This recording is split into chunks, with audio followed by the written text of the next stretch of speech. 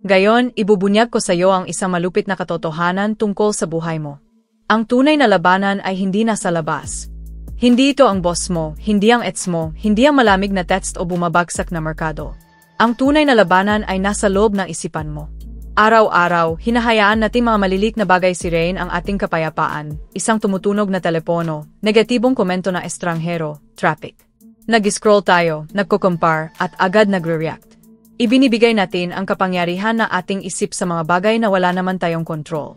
Sinabi ni Marcus Aurelius, may kapangyarihan ka sa iyong isipan, hindi sa panlabas na pangyayari. Unawain mo ito at matatagpuan mo ang lakas. Hindi lang ito filosofiya, sandata ito laban sa kaguluhan ng modernong mundo. Hindi tayo naghahanap ng panandaliang motibasyon ngayon. Bubuin natin ang iyong mental armor. Walang kupas na prinsipyong stoic na magretok ng iyong isipan para walang sinuman at walang anuman ang makakakuha muli ng kapayapaan mo. Prinsipyo 1. Yakapin ang hindi comfortable. Bakit ba iniwasan natin ang mga bagay na kaya magpalakas sa atin?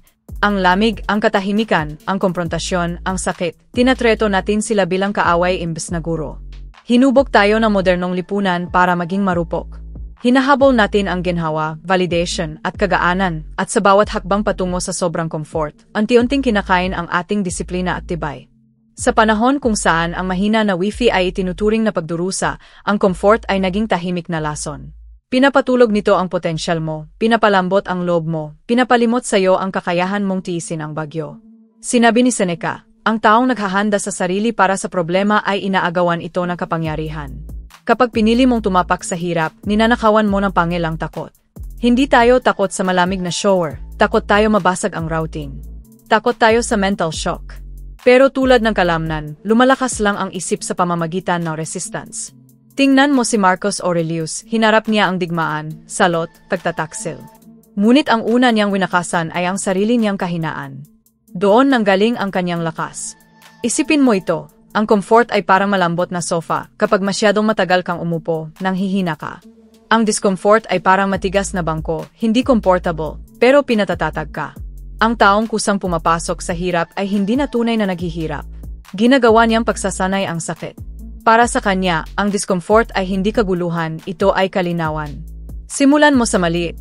Malamig na shower 10 minutong tahimik na pagupo na hindi hinahawakan ang telepono, kaunting komprontasyong matagal mo nang iniwasan kapag pinili mo ang disiplina kaysa ginhawa, pinatutunayan mong ikaw ang amo, hindi ang puppet. Prinsipyo 2. Kontrolin ang iyong emosyon. Maaari mong pag-aralan ang lahat ng strategy at skills, pero kung hindi mo kayang kontrolin ang emosyon mo, magiging alipin ka nito. Isang insulto, isang maliit na kagkakamali, isang trigger, tapos ang kapayapaan mo. Akala natin ang emosyon ay utos na dapat sundin. Hindi. Mensahero lang sila. At tulad ng lahat ng mensahero, dapat silang pakinggan, hindi sambahin. Sabi ni Epictetus, hindi kung ano ang nangyayari ang mahalaga, kundi kung paano ka tumugon. Doon nagsisimula ang tunay na emosyonal na kalayaan. Lahat ng pangyayari ay dumadaan sa filter ng iyong interpretasyon. Ibig sabihin, walang sinumang kayang guluhin ka nang wala ang pahintulot mo. Ang modernong mundo ay nagtutulak sa atin na mag-react agad, mag-post, mag-reply, makipag-argue. Napagkakamalan natin ang self-expression bilang self-mastery. Pero malinaw ang stoicism, ang pag-react agad ay kahinaan na nagkukobli bilang katapatan. Hindi tinitigil na malakas na tao ang emosyon, inistruktura niya ito. Humihinga siya. Nagpupunto. Pinipili ang tugon. Ang pagitan ng stimulus at reaction. Kahit ilang segundo, doon nakatira ang iyong kapangyarihan. Isipin mo ito, sumisiklab ang galit. Huwag sumagot. Huwag depensa. Obserbahan mo lang. Sabihin mo sa isip mo, ito ay galit. Doon pa lang, napuputol ang kapit nito. Hindi ka nang natatanggay ng bagyo, nakatayo ka na sa pampang habang nanonood sa alon. 3 hakbang para sa emosyonal na lakas huminto. Kahit isang segundo. Huminga ng malalim. Pabagal. I-activate ang kalmadong sistema ng katawan mo. Tanungin ang sarili, kontrolado ko ba ito? Kung hindi mo ito kontrolado, hindi ito karapat-dapat kunin ang iyong kapayapaan. Tinawag ni Marcus Aurelius ang kanyang katahimikan bilang utos, hindi ginhawa. Ang landas ng stoicism ay hindi humihiling na maging manhid ka, hinihiling nitong maging makapangyarihan ka sa sarili mo. Ramdam mo pa rin ang lahat, pero wala ng emosyon o tao ang nagmamay-ari sa'yo. Aksyon mong gayon, sa isang sitwasyon na nakakapagpabagabag sa'yo, gamitin ang 3-step ritual. Panoorin kung paano nagbabago ang lahat kapag ikaw ang pumili ng tugon, hindi ang emosyon mo.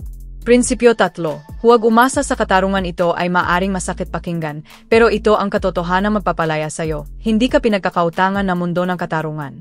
Tuwing inaasahan mong gagalaw ang buhay ayon sa gusto mo, pinaghirapan ko to, kaya nararapat ko to. Ibinibigay mo sa mundo ang kapangyarihang durugin ka. Maaari kang maging tapat at pagtaksilan pa rin. Maaari kang maging loyal at iwanan pa rin. Maaari kang ibigay ang pinakamaganda mong pagsisikap at matalo pa rin. Hindi iyon kawalan ng katarungan. Iyon ang realidad. Kapag hindi ka na humihingi ng fairness, hindi ka na naghihirap ng double. Ang modernong kultura ay baliw sa equality of outcome, hindi sa equality of effort. Naniniwala ang marami na kung tama ang ginawa nila, obligadong gantimpalaan sila ng buhay. Itinuturo ng Stoicism ang kabaliktaran, gawin ang tama dahil tama ito, hindi dahil sigurado ang resulta. Si Marcus Aurelius ay namuno sa gitna ng salot at pagtataksil, ngunit hindi niya sinisi ang tadhana. Sinulat niya, maaari kang gumawa ng kawalan ng katarungan sa pamamagitan na hindi paggawa ng tama. Ang ibig niyang sabihin, ang tanging katarungang kontrolado mo ay iyong ginagawa, hindi sa ginagawa ng iba. Kapag umaasa ka sa fairness, bawat kabiguan ay pakiramdam mong pag-attack. Pero kapag tinanggap mong hindi fair ang buhay, nagiging hindi ka matitinag. Ang rejection ay nagiging leksyon sa tibay. Ang failure ay nagiging salamin para sa susunod mong hakbang. Hindi ka na nagtatanong, bakit ako? Tatanungin mo na, ano ang susunod? Ang buhay ay hindi korte, ito ay battlefield. Hindi garantisado ang fairness, pero garantisado ang disiplina. Si Seneca ay ipinatapon na mismong emperor na kanyang pinagsilbihan. Si Socrates ay hinatulan ng kamatayan dahil sa katotohanan. Kung hindi nakatakas sa kawalan ng katarungan ang mga pantas na iyon, ikaw pa kaya? Hindi tungkulin ng Stoicism na gawing fair ang buhay, tungkulin nitong gawing malakas ka, kahit hindi ito fair. Sa tuwing nakakaramdam ka ng kawalan ng katarungan, sabihin mo, hindi ito dapat naging fair. Dapat lang nitong palakasin ako.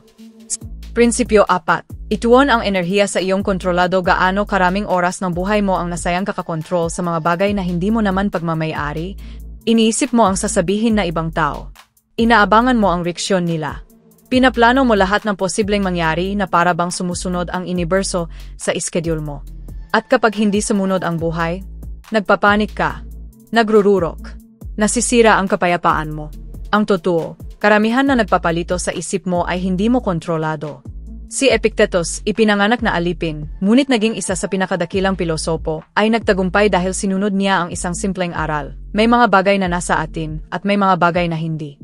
Ito ang mapa ng tunay na kalayaan.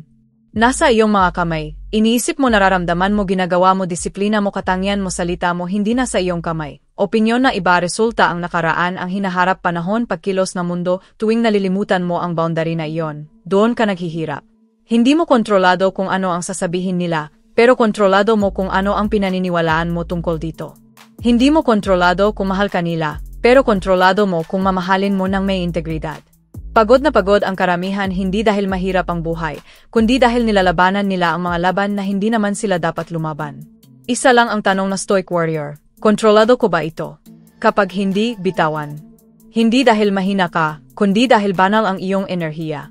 Isipin mo ang kapayapaan mo bilang isang fortress. Sa tuwing inaalala mo ang bagay na wala sa iyong control, binubuksan mo ang pinto sa kaguluhan.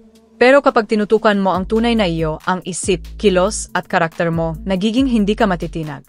Prinsipyo 5. Pagsasanay sa kusang hirap, voluntary hardship. Pag nilayan mo ito, baka ang comfort na pinanghahawakan mo ang mismong sumisira sa lakas mo. Iniiwasan nating lahat ang sakit, pero sa pag-iwas natin, nakakalimutan nating kayanin ito. May hater tayo, instant na pagkain, malalambot na upuan, pero ang kapalit ay isang marupok na isipan. Madalas nating ipagkamali na ang comfort ay kaligtasan. Pero ang comfort ay hindi kailanman nagligtas ng sinuman, ginagawa ka lang nitong umaasa. Hinimok tayo ni Seneca, maglaan ka na ilang araw kung saan makontento ka sa pinakasimpleng pagkain at pinakamatigas na damit, at itanong mo, ito ba ang kondisyong kinatatakutan ko? Hindi iyon kahirapan. Iyon ay pagsasanay. Tinawag niya itong voluntary hardship, isang paraan na pag-insayo ng kahirapan bago pa ito dumating. Kapag nasanay ka ng mabuhay ng kaunti, hindi ka na natatakot mawalan ng luho. Kapag pinili mo ang discomfort sa sarili mong oras, nagiging immune ka sa discomfort na ibinabato ng buhay. Pun tayo ng mga pampamanhid, scrolling, pagkain, streaming, dopamine, ingay. Hindi natin pinapalakas ang isip, ina-anesthetize natin ito. Takot tayo sa katahimikan, pagkabagot, pag-isa. Pero ang mga takot na iyon ay signal, tawag para magsanay. Ang Stoic Warrior ay hindi naghihintay na hirap. Sinasalubong niya ito, parang sandalong hinahasa ang espada bago magsimula ang digmaan. Isipin ito, 1 linggo lang, pipiliin mo ang mas mahirap na landas. Gigising ka ng mas maaga. Tatalunin mo ang isang pagnanasa, sugar, scrolling, late night screen. Lalakad ka kaysa magdala ng sasakyan. Ang bawat maliit na hakbang ay na-rewire ang utak mo, hindi na ito titingin sa struggle bilang panganib, kundi bilang lakas. Bakit madaling bumigay ang modernong isipan? Dahil hindi ito sinanay magbuhat. Si Marcus Aurelius ay emperador, pero sinanay niya ang kanyang espiritu sa pang-araw-araw na pagtitimpi. Payak siyang kumain, simple siyang manamit. Hindi niya kailangan ng luho para maging makapangyarihan. Dahil ang tunay na kapangyarihan ay self-command. Hindi ito parusa. Ito ay paghahanda. Ang buhay ay kukuha ng mga bagay mula sa'yo, kalusugan, pera, tao, kaginhawaan. Pero kung sanay ka na magbitaw, hindi ka mabubuwal. Angkop ka. Ang hirap ay hindi na sorpresa. Repetition na lang sa iyong mental GYM. Aksyon mong gayong linggo, pumili na 2 maliit na hardship. Halimbawa, walang asukal. Walang social media pagdating na 8 PM. Walang soft drinks. Walang pagkain sa labas. Gawin mo nang walang reklamo. Hayaan mong ipaalala ng discomfort na ikaw ay buhay, may kakayahan, at nagsasanay para sa isang mas malakas na bersyon mo. Prinsipyo 6, aghiwalay sa resulta, mahalin ang proseso. Lahat ng tao ngayon ay adik sa resulta. Sinusukat ang sariling halaga gamit ang likes, pera, numero, papuri. Kapag panalo, masaya. Kapag talo, bagsak. Ginawa nating scoreboard ang buong buhay, at dahil doon, nakalimutan nating laruin ang laro. Sinulat ni Marcus Aurelius, huwag mong hayaan ang hinaharap na guluhin ka.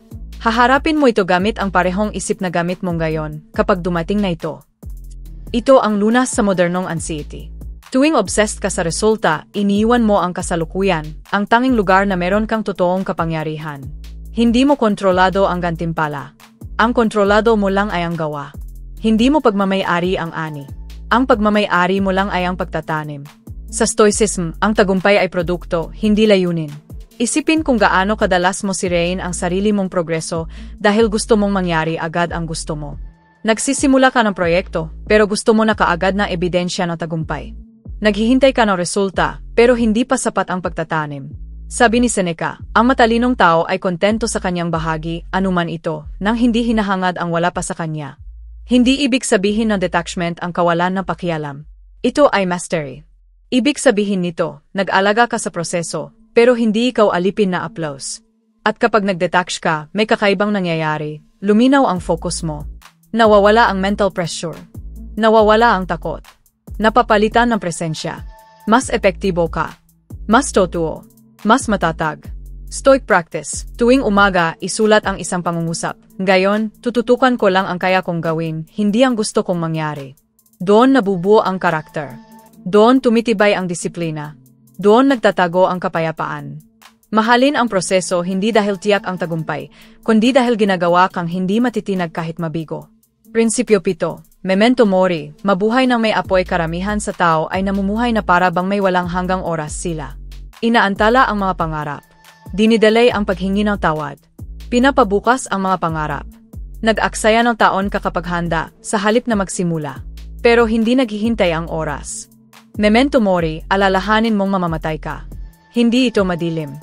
Ito ang pinakamasiglang paalala para mabuhay. Sabi ni Seneca, hindi maiksi ang buhay, sobra lang talaga ang nilalapag nating aksaya. Hindi kamatayan ang binalaan niya, kundi ang pagka-distract. Lumulubog tayo sa mga walang kwentang bagay. Walang katapusang pag-scroll, sismis, comparison, opinyon na iba. Samantala, ang mga sandaling kayang gawing totoo ang buhay natin ay dahan-dahang dumadaan sa pagitan ng mga daliri. Kapag napagtanto mong bawat paghinga ay nagpapalapit sa iyo sa huling paghinga mo, biglang napuputol ang ingay. Lumilitaw kung ano talaga ang mahalaga. Ang mandirigmang Stoic ay hindi natatakot sa kamatayan dahil abala siya sa pamumuhay ng may layunin. Bawat pagsikat ng araw ay itinuturing niyang regalong nabayaran na. Bawat usapan ay maaaring maging huling pagkakataon. Bawat mabuting gawain ay banal. Palagi nating sinasabi sa sarili, magsisimula ako kapag tahimik na ang buhay. Hihingi ako ng tawad kapag tama na ang oras. Hahabulin ko ang pangarap ko kapag handa na ako. Pero ang totoo, hindi ka kailanman magiging handa. Hindi ito ensayo. Ito ang tunay na palabas. At bawat pagpapaliban ay maliit na pagtatrador sa oras na ibinigay sa'yo. Araw-araw ipinaalala ni Marcus Aurelius sa sarili, maaari kang iwanan na buhay ngayon mismo. Para sa kanya, hindi banta ang kamatayan, ito'y isang kompas. Ibinabalik siya sa pagiging makatarungan, sa paglingap, at sa presensya. Tanungin mo ang sarili mo, ano ang gagawin mo kung ito na ang huling araw mo? Sino ang patatawarin mo? Anong katotohanan ang matagal mo nang dapat sinabi? Anong gawa ang titigilan mong ipagpaliban? Hindi ka dapat takutin na mga tanong na ito. Dapat ka nitong gisingin. Hindi ginagawang walang kahulugan ng kamatayan ang buhay, ginagawa nitong mahalaga. Stoic practice. Isulat ang 3 bagay na pagsisisihan mong hindi nagawa kung bukas ay hindi na darating. Piliin ang isa at gawin ito ngayong linggo. Walang perpeksyon, galaw lang.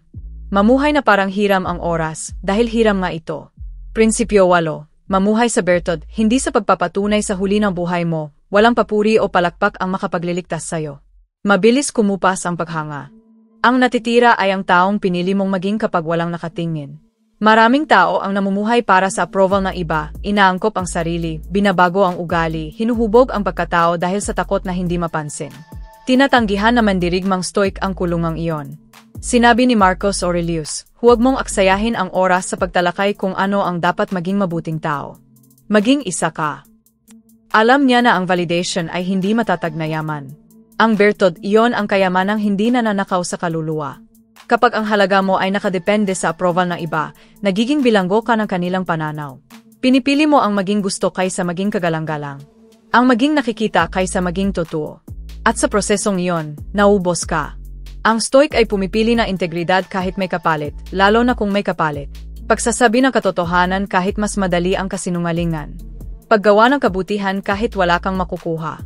Pagtupad sa salita kahit walang makakaalam kung hindi mo ginawa. Ang malilit na sandaling ito ang humuhubog sa kaluluwa mo higit pa sa anumang tagumpay. Mas mabigat ang tahimik na lakas kaysa sa malakas na paghanga. Sinabi ni Seneca, ang mabuting pagkatao, kapag nakita, ay nagbibigay ligaya, kapag hindi nakita, nagagalak pa rin. Ang bertod ay gantimpala nito mismo. Kapag hindi mo na kailangan ang pagpapatunay ng mundo, nawawala ang kapangyarihan nito sa'yo. Stoic practice, pumili ng isang pangunahing halaga, katapatan, tapang, o disiplina at isabuhay ito ng tahimik sa loob ng 24 oras. Walang post, walang announcement, walang kwento. Gawin mo lang. Pakinggan kung paano nito binabago ang isip mo, galaw mo, at pananalita mo. Kumilos mula sa bertod, hindi para sa papuri. Konklusyon na daanan mo ang 8 walang kupas na prinsipyo ng Stoicism. 8 paraan para mabawi ang kapangyarihan mo sa mundong gustong ubusin ka. Unawain mo ito, hindi dinisenyo ang mga katotohanang ito para pasimplihin ang buhay. Dinisenyo sila para palakasin ka. Hirap, control, pagtanggap, focus, disiplina, paglalabak na emosyon, kagyat na pagkilos, at bertod, ito ang mga haligi mo. Ang mental na baluti mo. Isang espiritual na sandata na hindi kayang sirain ng bagyo, pagtataksil, o kaguluhan.